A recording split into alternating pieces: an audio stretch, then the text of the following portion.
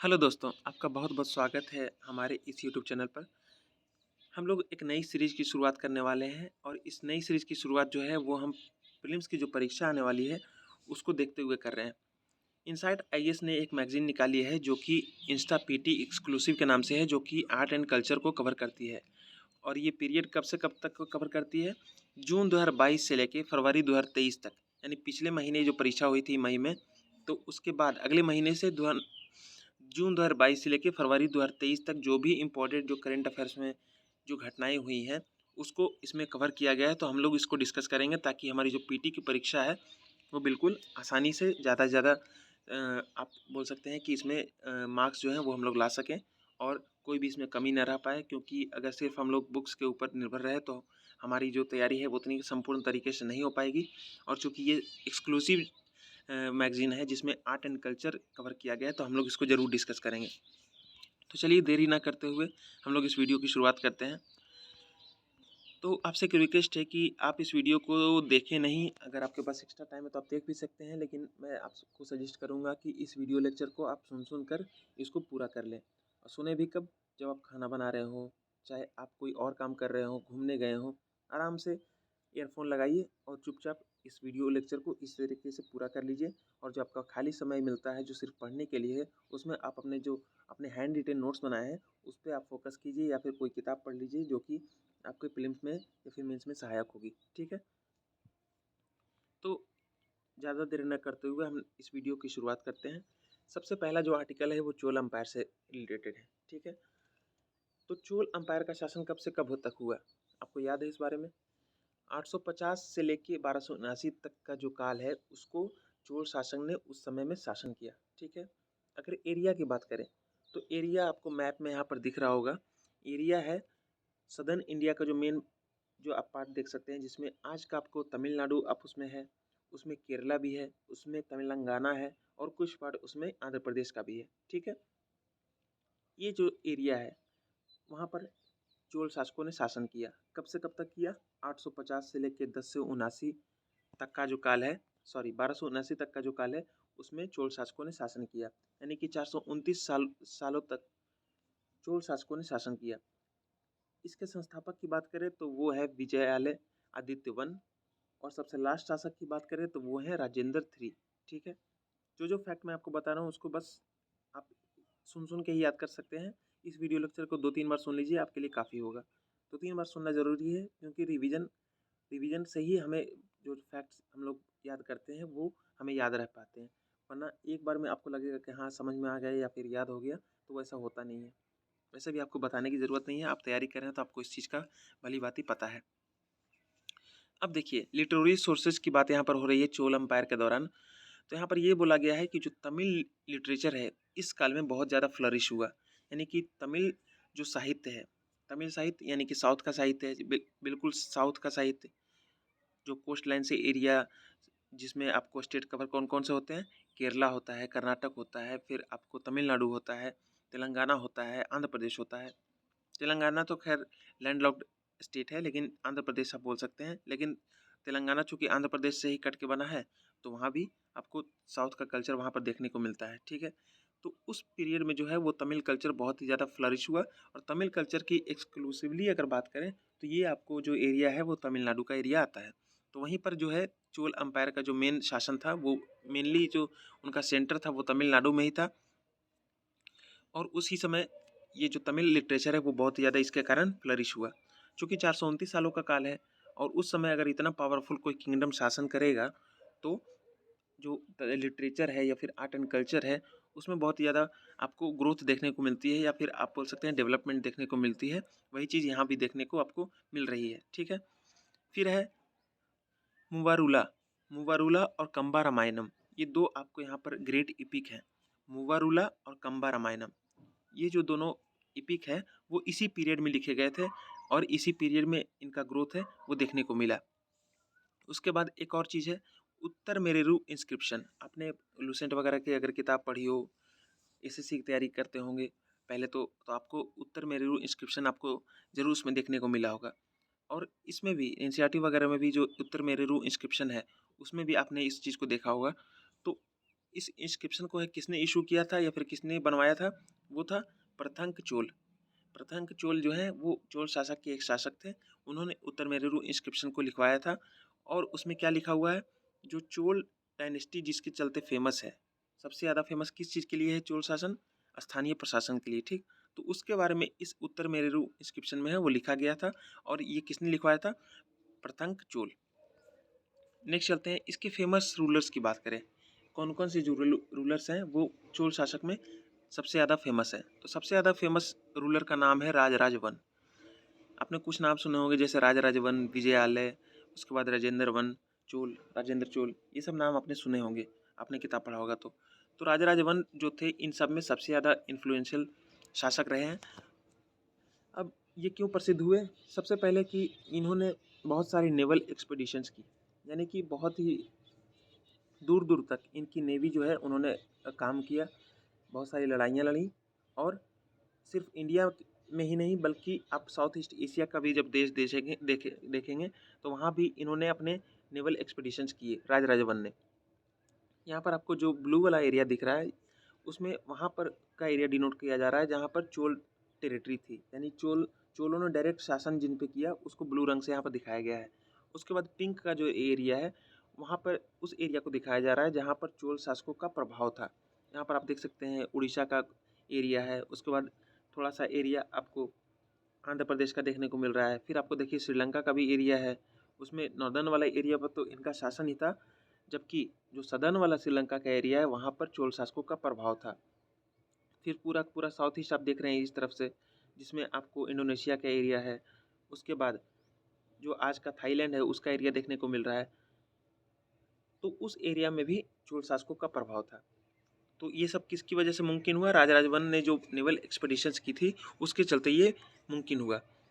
अब जब इसने नेवल एक्सपीडिशंस की तो उसमें ये वेस्ट कोस्ट, श्रीलंका और मालदीव्स में इसने जीत हासिल की।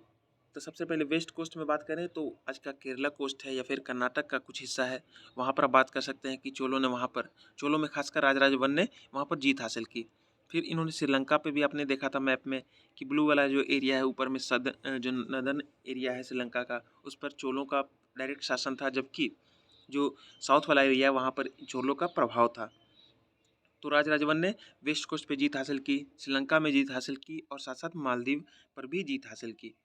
उसके बाद इसने कंदनूर सेलाई की जो लड़ाई है उसमें चेरों को हराया। याद रखिएगा, बैटल ऑफ कंदनूर सलाई। तो कंदनूर सलाई का जो बैटल है उसमें राजराज वन ने चेरों को हराया। चूँकि ये साउथ इंडिया के टर्म्स हैं और मैं चूँकि नॉर्थ इंडियन हूँ, हिंदी भाषी हूँ, तो मुझे इन शब्द को थोड़ा सा प्रोनाउंसिएशन करने में थोड़ा सा तकलीफ होती है, तो प्लीज़ उससे आप बुरा ना माने। He was also successful in the expedition of western and eastern Chalukyas. तो इसमें ये लिखा गया कि इसने जो पश्चिमी चालुक्य हैं और पूर्वी चालुक्य हैं, आपने सुना होगा चालुक्य में भी दो प्रकार के थे, एक वेंगी के चालुक्य और एक कल्याणी के चालुक्य। तो इसने वेस्टर्न और ईस्टर्न चालुक्य हैं उस पर सक्सेसफुल एक्सपीडिशंस किए, यानी फिर वहाँ पर जीत हासिल की। और जो वेंगी के जो थ्रोन है यानी वेंगी के जो चालुक्य थे वहाँ पर इसने अपने, आप बोल सकते हैं अपने फेवरेट शासक या फिर अपने हिसाब से जो शासक बैठाया उसका नाम था शक्ति वर्मा। यानी राजराज वन ने यहाँ पर जीत हासिल की वेंगी के चालुक्यों के ऊपर और वहाँ पर अपने पसंद के शासक शक्ति वर्मा को वहाँ पर इंस्टॉल किया।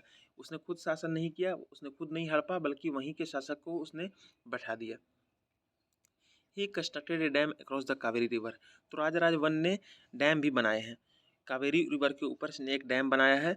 इसके साथ साथ अगर उसके धर्म की बात करें तो राजराज वन जो है वो शिव धर्म का या फिर शैव धर्म को वो ये मानता था, शिव भगवान की पूजा करता था।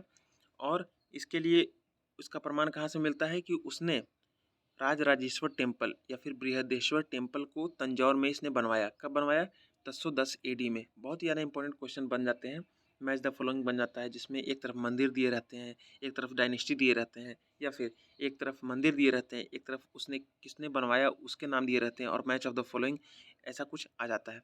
तो प्लीज़ इस चीज़ को याद रखें कि जो तंजौर का जो मंदिर है वो 1010 एडी में बना था, जिसको राजराजेश्वर टेम्पल कहा जाता है, और उसको बनवाया था किसने, राजराज प्रथम ने। अब चूँकि राजा महाराजा हैं तो उनको टाइटल भी मिलते थे या फिर खुद ले लेते थे। तो राजराज वन के भी बहुत सारे टाइटल हैं, जैसे कि मुमिद्दी चोला, जयन कोंडा और शिव पदक्षरा। तो यहाँ पर 3 आपको नाम देखने को मिल रहे हैं। मैंने आपको जैसे बताया कि मैं साउथ इंडियन नहीं हूँ और ये नाम जो है वो पूरी तरीके से साउथ इंडियन है, तो थोड़ा-सा आपको प्रोनाउंसिएशन में थोड़ी-सी आपको दिक्कत हो सकती है, लेकिन आप एक बार आसानी से सुन लेंगे तो आपको ये चीज़ दिमाग में आ जाएगी। उतना भी मुश्किल मैं नहीं बोल पा रहा हूँ कि आपको ना समझ में आए, आप इस चीज़ को आसानी से समझ सकते हैं। मुमिद्दी मुमिद्दी चोला इसका पहला टाइटल है, दूसरा है जयन कोंडा और तीसरा है शिव पदशेखरा।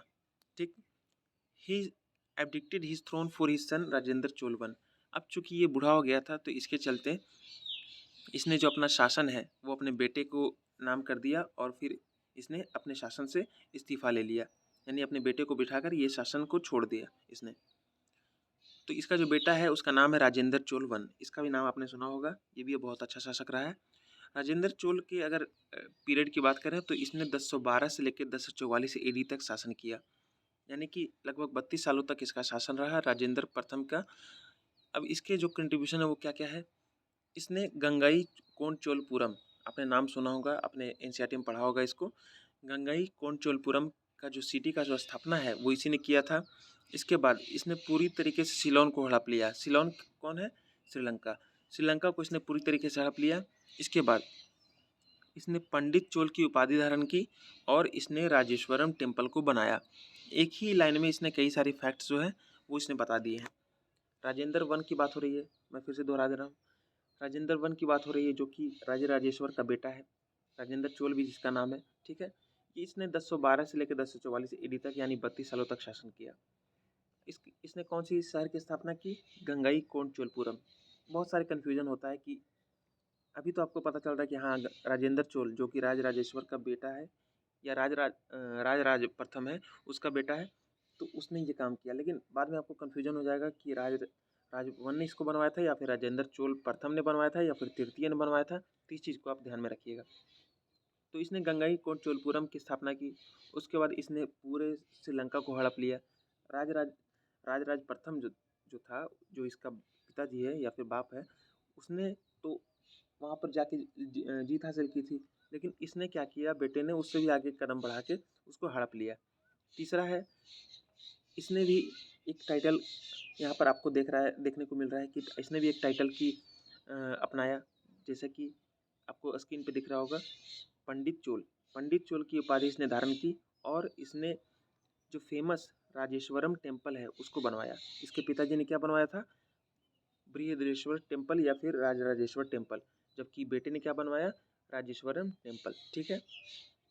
अब उसके बाद आता है जो सबसे लास्ट जो शासक है जो प्रसिद्ध है, उसका नाम है राजेंद्र थ्री। तो इसको इस चोल शासक को किसी ने हरा दिया। कौन है वो हराने वाला? जाटवर्मन सुंदर पांड्य द्वितीय।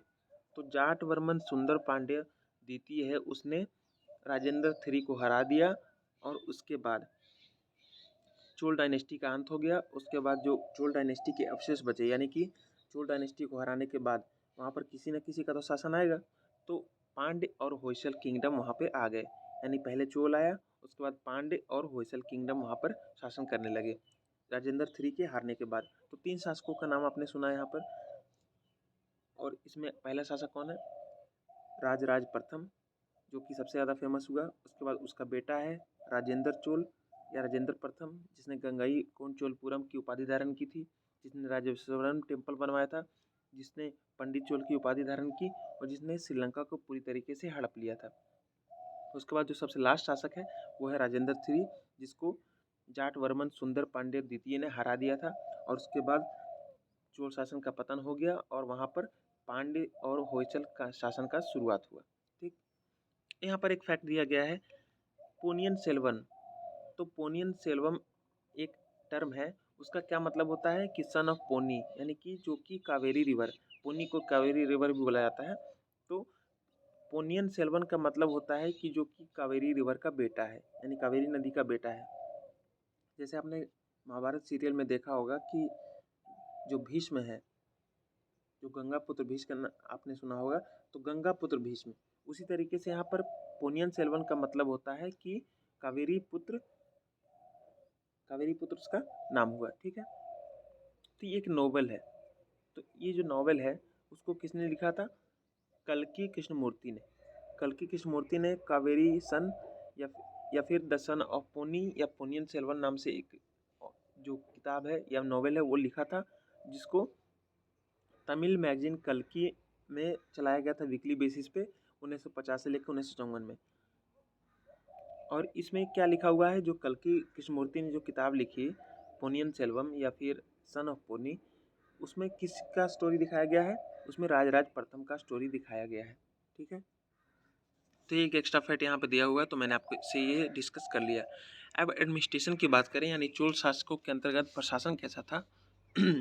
तो चोल शासक जो था वो मंडलम में डिवाइडेड था। जैसे कि अभी स्टेट जैसे मान सकते हैं कि यूपी है या फिर बिहार है या फिर राजस्थान है, एमपी है।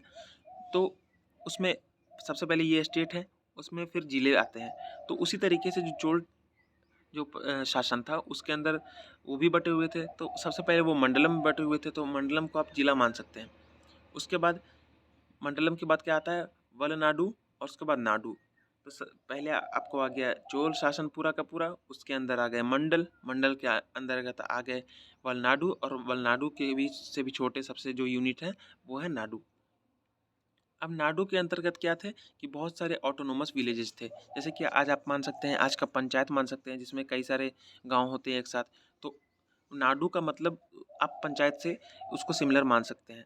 तो नाडु जो चोल शासन के दौरान शब्द है, उसमें कई सारे जो ऑटोनोमस विलेजेस थे वो एक मिलकर एक नाडु बनाते थे। अब मंडलम का चार्ज कौन लेता था? जैसे कि आज के जिला जब मान सकते हैं इसको। तो उस समय जो मंडलम के चार्ज जो लेते थे वो रॉयल प्रिंसेस या फिर ऑफिसर्स होते थे। यानी कि जैसे राजा का बेटा है तो वो मंडलम का चार्ज लिया हुआ है उसने। कोई यहाँ उसके जैसे 5-10 बेटे हैं, तो कोई यहाँ पर शासन कर रहा है इस डिस्ट्रिक्ट में, कोई दूसरे डिस्ट्रिक्ट में शासन कर रहा है, और डिस्ट्रिक्ट का मतलब यहाँ पर मंडलम है, ठीक है। या फिर कोई ऑफिसर है जो कि बहुत ही ज़्यादा आप बोल सकते हैं कि उसके योग्य है, तो उसको भी किसी मंडल में उसने उसका इंचार्ज बना दिया है, ठीक है। लैंड मेजरमेंट की बात करें, चूँकि लैंड जो है वो बहुत ज़्यादा हमेशा से ये एक एसेट है, और चूँकि जब कृषि प्रधान देश रहा है हमारा शुरू से ही और अब तक रहा है, तो लैंड बहुत ही ज़्यादा इम्पोर्टेंट यूनिट है, और उसकी खरीद फरोख्त वगैरह होती रहती है। और साथ साथ उसकी कर व्यवस्था के लिए, संचालन के लिए भी जो है वो लैंड मेजरमेंट ज़रूरी है। तो उसके चलते बहुत सारे जो टर्म्स है वो यहाँ पर फेमस है चोल शासन में, जैसे कि कुली, माँ, बेली, पट्टी, पड़गम।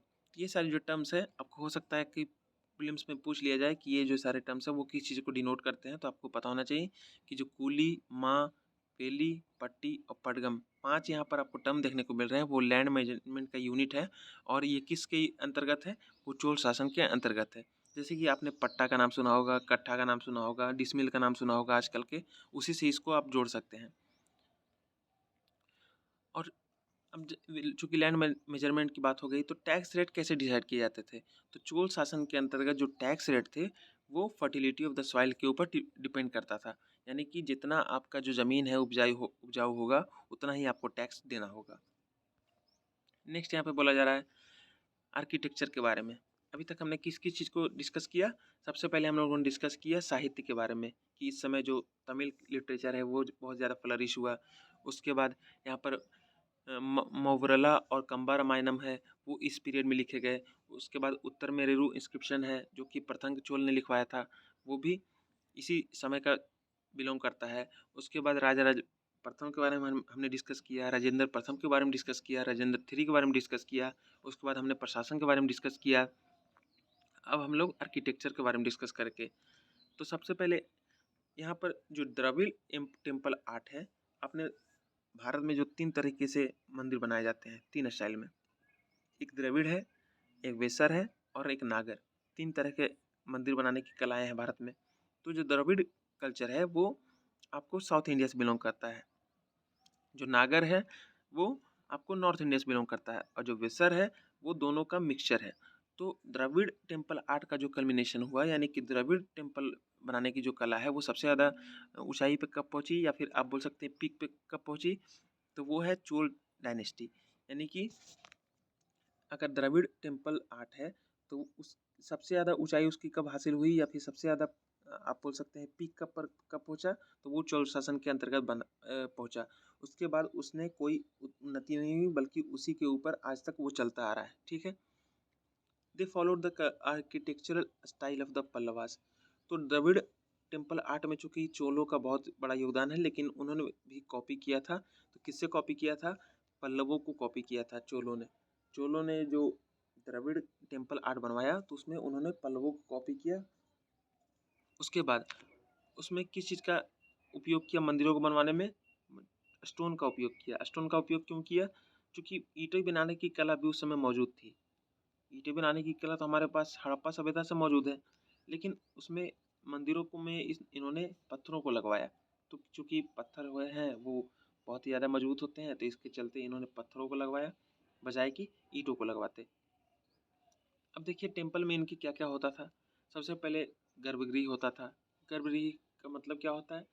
जहाँ पर मेन डाइटी की जो है वो पूजा की जाती है, उसको गर्भगृह बोला जाता है।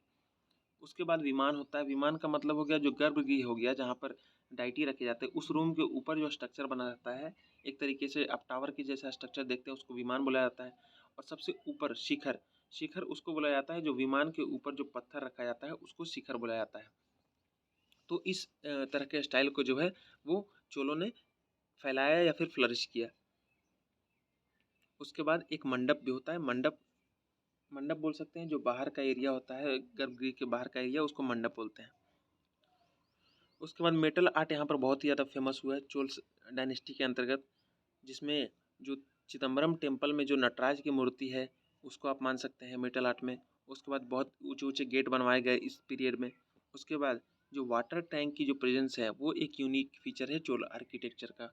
और भी किसी शासन में वाटर टैंक की प्रेजेंस नहीं देखी गई है, बस चोल शासन में ही ये प्रेजेंस देखी गई है। तो बहुत सारे क्वेश्चन यहाँ पर बन सकते हैं, तो आपको इस जो लेक्चर है उसको बहुत ही ध्यान से देखना होगा। दूसरा बात, आगे चलते हैं। Chola bronze sculptures. तो चोल के अंदर ब्रोंज स्कल्पचर्स बनवाए गए थे। तो उसके ऊपर यहाँ पर आर्टिकल में दिया हुआ है कि the well known dancing figure of Shiva as Nataraja evolve and fully develop during the Chola period. तो आपने नटराज की मूर्ति देखी होगी। आपने देखा होगा कि उसमें एक पैर दूसरे पैर के ऊपर रख के और एक डांस की मुद्रा में शिव हैं। तो उस जो शिव की जो वो मूर्ति है, तो वो जो मूर्ति बनाने की जो कला है वो सबसे ज़्यादा कब फेमस हुई? वो चोल डायनेस्टी के कार्यकाल में ही फेमस हुई। The bronze casting technique and the making of bronze images of traditional icons reached a high stage of development during this period. तो वही चीज़ यहाँ पर बोली जा रही है कि जो ब्रोंज कास्टिंग टेक्निक है, जिसमें आप बोल सकते हैं जो ब्रोंज बनाने की जो कला है, मूर्तियाँ उससे बनाने की जो कला है, उनकी एक स्पेशल टेक्निक थी जो कि एनसीईआरटी में विस्तार से दी हुई है। तो वो जो कला है वो सबसे ज़्यादा जो प्रसिद्ध हुई वो चोलों के काल में ही हुई। तो इस तरीके से इस जो आर्टिकल है उसको हम लोगों ने कवर किया। अब चलते हैं नेक्स्ट आर्टिकल पे।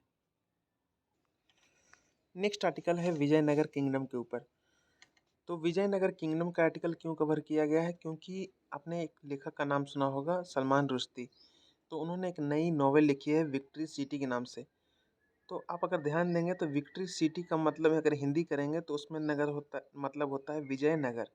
और ये विजयनगर के ही ऊपर ये नॉवेल लिखी गई है सलमान रश्दी के द्वारा। तो इसलिए ये न्यूज़ में आया, तो इसके ऊपर आपको करंट अफेयर मटेरियल आपको देखने को मिल रहा है। अब देखिए विजयनगर किंगडम के बारे में हम जानते हैं। तो सबसे पहले इसका पीरियड इंपॉर्टेंट है। तो पीरियड की बात करें तो 1336 से लेकर 1646 एडी तक का जो काल है वो विजयनगर किंगडम का काल है। 1336 से लेके 1646। और जैसे चोल डायनेस्टी ने शासन किया था साउथ में, उसी तरीके से विजयनगर किंगडम ने भी शासन किया था साउथ में। अगर इसकी हम लोग फाउंडर की बात करें तो फाउंडर इनके हैं हरिहर प्रथम, जो कि संगम डायनेस्टी से बिलोंग करते थे। और इनकी जो कैपिटल है वो है हम्पी, जो कि तुंगभद्रा रिवर के बगल में ये कैपिटल है। और ये बहुत ज़्यादा स्ट्रेटजिक लोकेशन था। स्ट्रेटजिक लोकेशन का मतलब अगर हम समझें तो इसका मतलब होता है ऐसी जगह जहाँ पर से आसपास के जो एरिया है उसको कंट्रोल बहुत ही ज़्यादा अच्छे तरीके से किया जा सकता है दूसरे रीजन के कंपेरिजन में। यानी कि दो पॉइंट है, मेरे पास एक पॉइंट है, आपके पास एक पॉइंट है। कहीं पे जगह की बात कर रहा हूँ मैं, कि मेरे पास मैं ये इस जगह पे खड़ा हूँ, आप उस जगह पे खड़े हैं। लेकिन मैं ऐसी जगह पे खड़ा हूँ जहाँ पर आपको अच्छे से आपको मतलब अगर मुझे आपको निशाना लगाना हो तो मैं आपको अच्छे से निशाना लगा सकता हूँ आपके ऊपर, लेकिन आप मेरे ऊपर निशाना अच्छे से नहीं लगा सकते। यानी कि मैं एडवांटेज की स्थिति में हूँ, तो उसी को आप बोल सकते हैं स्टडी लोकेशन। अगर और भी अच्छे से समझने की कोशिश करें तो इसका मतलब हुआ ऐसा लोकेशन जहाँ पर कोई अच्छा किला हो बना हुआ, जहाँ पर डिफेंस अच्छे से किया जा सकता है, अटैक अच्छे से किया जा सकता है, या फिर ऐसा लोकेशन जो कि किसी नदी के किनारे हो जहाँ पर इम्पोर्टेंट ट्रेड रूट हो, यानी कि वो उस नदी से बहुत ही ज़्यादा ट्रेड होता हो उस समय का, और उस लोकेशन पे अगर आपकी पकड़ है तो उस पूरे ट्रेड को आप कंट्रोल कर सकते हैं। तो इस तरीके के लोकेशन को हम लोग स्टडी लोकेशन मानते हैं, ठीक है। अब इसके जो फेमस राजा हैं वो हैं कृष्णदेव राय। इनका जो पीरियड है वो कब है, 1509 से लेके 1529। मात्र 20 सालों के कार्यकाल इन्होंने किया है कृष्णदेव राय ने। लेकिन ये जो किंगडम है इनको इन्होंने 20 सालों के अंदर सबसे ज़्यादा पीक पे इन्होंने ही पहुंचाया, ठीक है। बहुत ही ज़्यादा सम्मानित और बहुत ही ज़्यादा अच्छे शासक माने जाते हैं कृष्णदेव राय। अब देखिए इनका कंट्रीब्यूशन क्या था कि इनके पीरियड में, कृष्णदेव राय के पीरियड में, ये जो 20 साल इन्होंने शासन किया, उस पीरियड में जो विजयनगर साम्राज्य था वो और भी जो उस समय के साम्राज्य थे उसमें ज़्यादा सुपीरियर था ये। यानी कि इन्होंने अपने जो राज्य है उसको बहुत ही ज़्यादा सुदृढ़ और शक्तिशाली बनाया। किसके कंपेरिजन में, उस समय के जो बहमनी सल्तनत था, उसके बाद गलकुंडा सल्तनत था, और जो उड़ीसा के गजपति रूलर्स थे उनके कंपेरिजन में कृष्णदेव राय ने जो अपना जो किंगडम है विजयनगर किंगडम उसको बहुत ज़्यादा शक्तिशाली और समृद्ध बनाया, ठीक है। पीरियड आपको याद रखना चाहिए। सबसे पहले विजयनगर का जो किंगडम है वो 1336 से लेकर 1646 तक का है, यानी 310 सालों का है। जबकि कृष्णदेव राय जो इनके सबसे ज़्यादा इम्पोर्टेंट शासक रहे हैं उनका जो काल है 1509 से लेकर 1529 तक का है। अब विजयनगर किंगडम का आर्थिक स्थिति या फिर इकोनॉमी की बात करते हैं। तो आप एक बात बताइए मुझे कि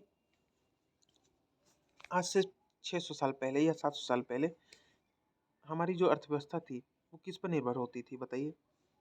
आज हमारी जो अर्थव्यवस्था है उसमें कृषि का योगदान 15% है जीडीपी में, या 16%, इस तरीके से कुछ आंकड़े हैं। लेकिन आज हमारे साथ सर्विस सेक्टर भी है, मैन्युफैक्चरिंग सेक्टर भी है।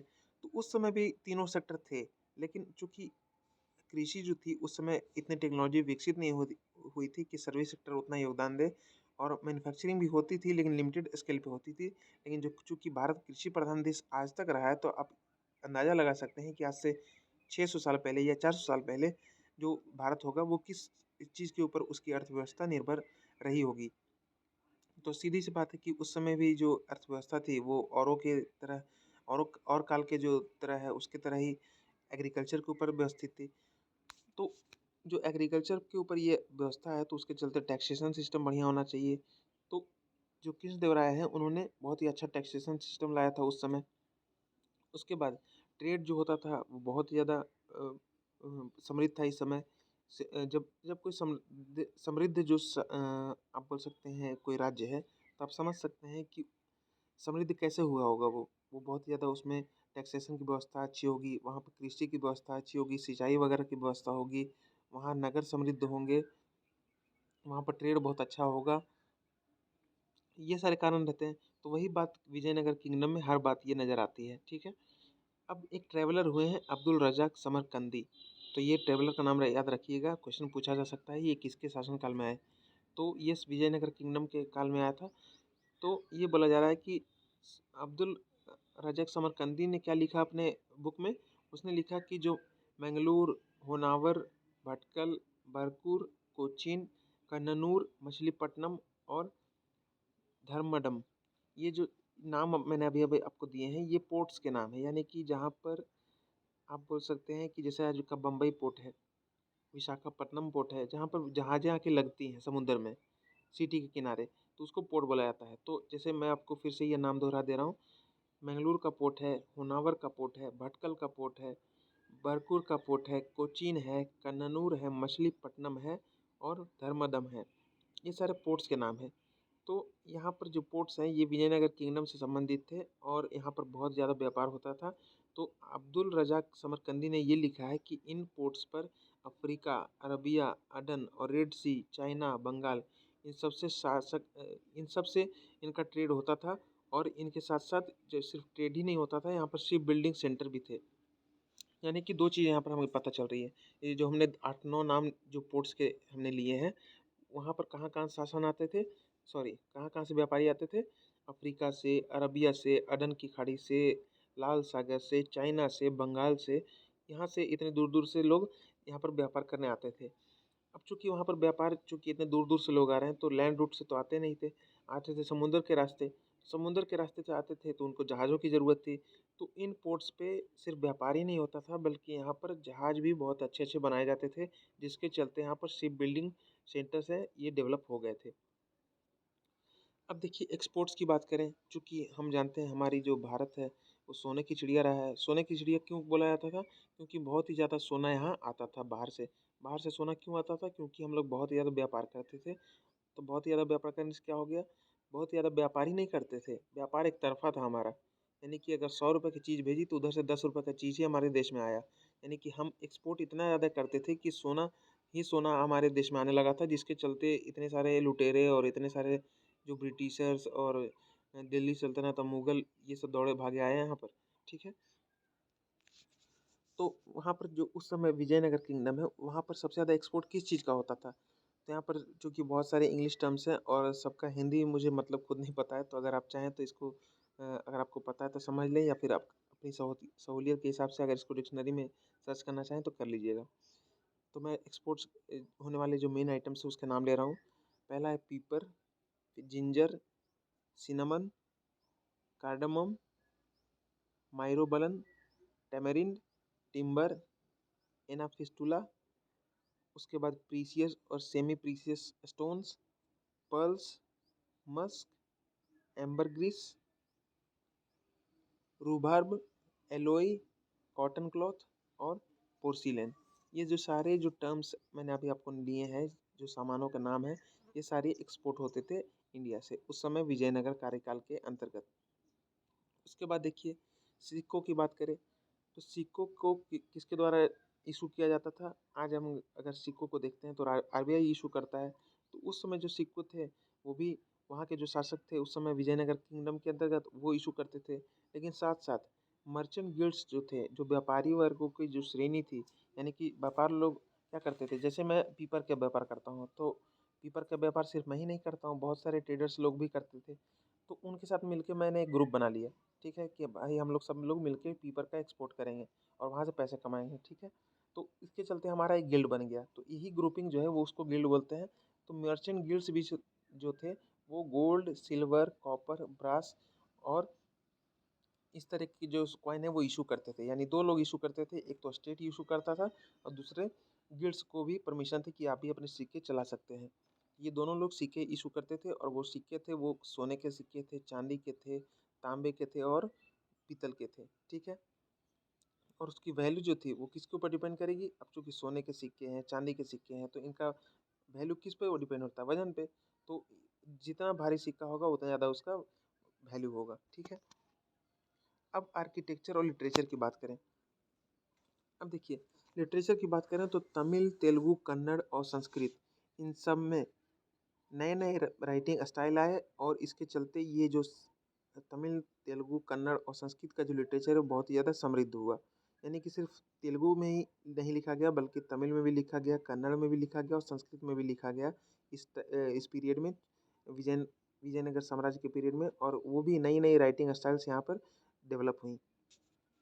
उसके बाद विजयनगर आर्किटेक्चर की बात करें यानी कि विजयनगर में जो जैसे कि बिल्डिंगें बनती थी, मंदिर बनते थे या फिर आप बोल सकते हैं कोई भी स्ट्रक्चर बना तो उसमें सबसे ज़्यादा जो मेन बात यहाँ पर देखने को मिलती है इतिहासकारों को कि चालुक्यों, होयसलों, पांड्यों और चोल ये 4 स्टाइल का मिश्रण मिश्रण यहाँ पर विजयनगर स्टाइल में मिलता है।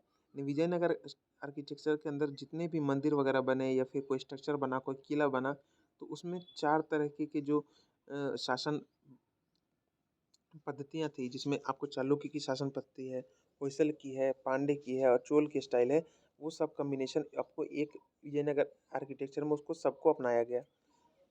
आगे यहाँ पर बोला जा रहा है कि जो प्रसन्न विरूपाक्ष टेम्पल है, जिसको बुक्कावन ने बनवाया था, उसके बाद हजार राम टेम्पल है जिसको कृष्णदेवराय ने बनवाया था। यहाँ पर 2 आपको मंदिर के नाम दिख रहे हैं और 2 आपको उनके बनाने वाले के नाम दिख रहे हैं। तो आपको बिल्कुल सतर्क होना चाहिए कि बुक्कावन ने प्रसन्न विरूपाक्ष मंदिर को बनवाया था और जो कृष्णदेवराय हैं उन्होंने हजार राम टेम्पल को बनवाया था। तो ये जो दोनों जो टेम्पल है वो बहुत ही ज़्यादा फेमस है अपने कैरेक्टरिस्टिक स्टाइल के लिए, और इसमें जो कलाकृति की गई है वो बहुत ही ज़्यादा औसम है। तो इसके चलते ये दोनों मंदिर जो है वो फेमस है। तो आपको याद रखना है कि किसने बनवाया था इनको और कौन से मंदिर के नाम है। अब देखिए, इसकी जो हम्पी है वो आज की क्या है, यूनेस्को वर्ल्ड हेरिटेज साइट है। यानी कि जो हम्पी जो विजयनगर साम्राज्य की राजधानी थी वो इतनी ज़्यादा अच्छी है, इतना ज़्यादा उसमें कला वगैरह का वहाँ पर प्रदर्शन आपको देखने को मिलता है, इतना ज़्यादा समृद्ध था वो कि उसको आज यूनेस्को ने अपने वर्ल्ड हेरिटेज साइट में शामिल किया है। तो वहाँ पर क्या-क्या देखने को मिलते हैं, वहाँ पर किले देखने को मिलते हैं, उसके बाद बहुत सारे मंदिर देखने को मिलते हैं, उसके साथ-साथ बहुत ही ज़्यादा स्ट्रक्चर देखने को मिलते हैं। जैसे आपने देखा होगा कि रथ का स्ट्रक्चर आपने देखा होगा, हमारे किसी नोट पर भी हम्पी का जो स्ट्रक्चर है वो देखने को मिलता है, इसमें रथ दिखाया गया है। उसके बाद देखिए, जो विदेशी जो यात्री थे, वो जब आए तो उन्होंने ये देखा कि जो हम्पी जो विजयनगर का जो टाउन था, वो जो पूरे पूरे विश्व में, सिर्फ भारत में नहीं पूरे विश्व में दूसरे नंबर पर सबसे बड़ा अर्बन सेटलमेंट था आफ्टर बीजिंग। यानी कि जो यात्री पूरे दुनिया घूमे थे उन्होंने, तो वो जब चाइना से घूम के आए तो उन्होंने बीजिंग में देखा कि ये दुनिया का सबसे बड़ा जो है वो अर्बन सेटलमेंट है। यानी कि वहाँ पर शहरीकरण बहुत ज़्यादा है बीजिंग में। लेकिन दूसरे नंबर पर अगर किसी को रखना था उन्हें, तो उन्होंने विजयनगर के अम्पायर का जो हम्पी सिटी था उसको रखा कि नहीं, बीजिंग के बाद अगर किसी का नंबर आ सकता है जिसमें सबसे बड़ा अर्बन सेटलमेंट अगर बोले तो वो था हम्पी। तो ये हमने विजयनगर एम्पायर के ऊपर डिस्कस किया। अब आगे चलते हैं विश्व भारती यूनिवर्सिटी के ऊपर। नेक्स्ट जो आर्टिकल है वो विश्व भारती यूनिवर्सिटी के ऊपर है। तो विश्व भारती यूनिवर्सिटी के बारे में बात करें तो इसको फाउंड किया गया था रविन्द्रनाथ टैगोर के द्वारा 1921 में। यानी कि आज से लगभग 102 साल पहले रविन्द्रनाथ टैगोर जी ने इसको फाउंडेशन इसका किया था। अब यहाँ पर ये न्यूज़ में इसलिए है क्योंकि यूनेस्को ने इसको हेरिटेज टैग देने की घोषणा की है।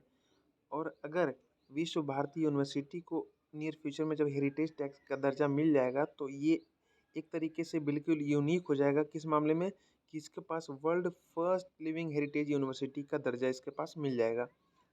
यानी कि आज तक कोई भी जो यूनेस्को ने किसी भी यूनिवर्सिटी को जो आज प्रेजेंट है, जो काम कर रहा है, उसको इस तरीके का जो हेरिटेज का दर्जा नहीं दिया है।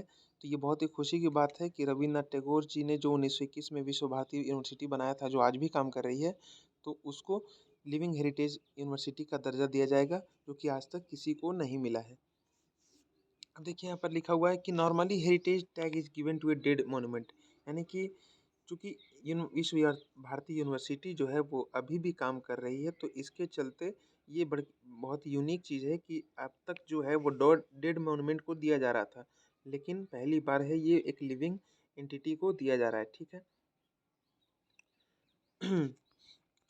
अब देखिए, विश्व भारती यूनिवर्सिटी के बारे में जैसा मैंने आपको बताया था कि इसको रविन्द्रनाथ टैगोर ने 1921 में बनाया था।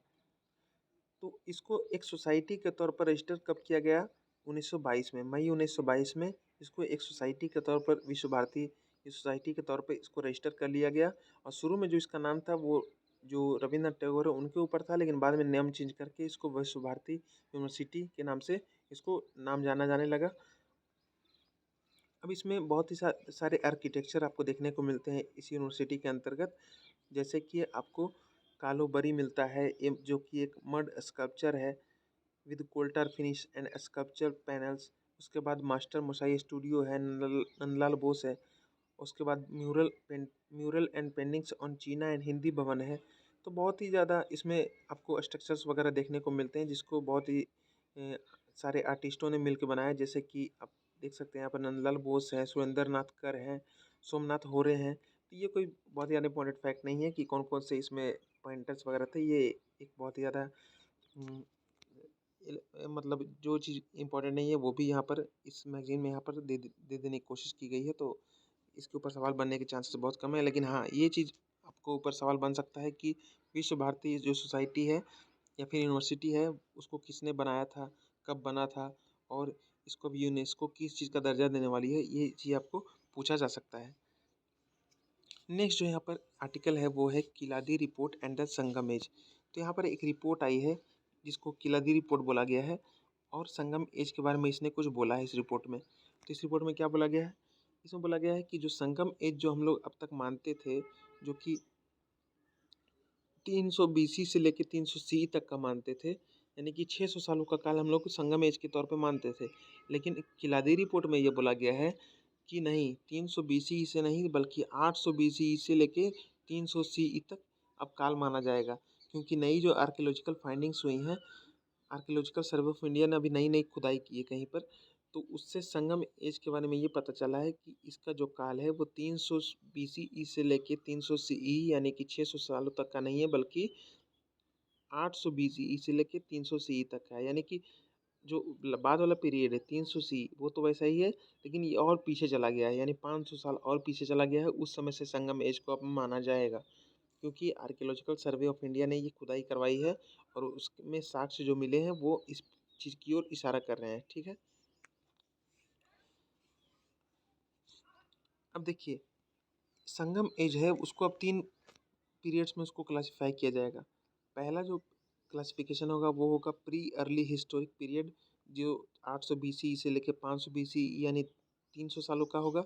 दूसरा होगा mature early history between 500 BC to the end of first century BC, यानी कि ये लगभग 600 सालों का काल होगा। और दूसरा post early history from first century BC to 300 C, जो कि 200 सालों का काल होगा। तो हो गया ना, पहले में हो गया आपको 300 सालों का काल, उसके बाद आपको हो गया यहाँ पर 600 सालों का बाद यानी 900 साल, और उसके बाद 200 साल, और लास्ट में जो 1100 साल टोटल संगम एज का हो जाएगा। उसके बाद जो नेक्स्ट आर्टिकल है वो ये है मुजरिस के ऊपर, the first emporium of India. मुजरिस जो है वो एक जगह का नाम है। तो इसके बारे में बोला जा रहा है कि मुजरिस जो था वो एक मेजर एंशियंट पोर्ट सिटी है जहाँ पर स्पाइस ट्रेड होता था। तो आप जानते हैं कि भारत जो था मसालों का बहुत व्यापार करता था। तो मुजरिस जो जगह है वो एंशियंट पोर्ट सिटी है, जैसे कि आज विशाखापत्तनम पोर्ट सिटी है। उसके बाद मछलीपट्टनम का आपने नाम सुना होगा। उसके बाद आप कालीकट बोलते हैं। जितने भी कोस्टल सिटी है जहाँ पर एंशियंट पोर्ट है और जो आज के पोर्ट है उसको आप जानते हैं कि पोर्ट सिटी क्या होता है। तो उसी तरीके से एक पोर्ट सिटी मुजरिस भी थी। तो उसको पुराने नाम में क्या बोला जाता था? मुराछीपट्टनम। ठीक है, तो मुराछीपट्टनम या मुजरिस जो थी वो एंशियंट पोर्ट सिटी थी जहाँ पर बहुत ज़्यादा स्पाइस ट्रेड होता था। और यहाँ पर क्या हुआ कि चूँकि ये केरल की तरफ पड़ता है, मैप में आप देख सकते हैं, यहाँ पर आप देख सकते हैं, यहाँ पर ये मुजरिस आपको देखने को मिल रहा है। तो मुजरिस चूँकि केरल की तट के साइड में है, तो ये किस चीज़ के लिए फेमस था? यहाँ पर मसालों का बहुत ज़्यादा व्यापार होता था और ये इसके हब के रूप में उभरा। अब देखिए संगम जो लिटरेचर है उसमें भी इस जो मुजरिस पोर्ट है उसका नाम दिया गया है।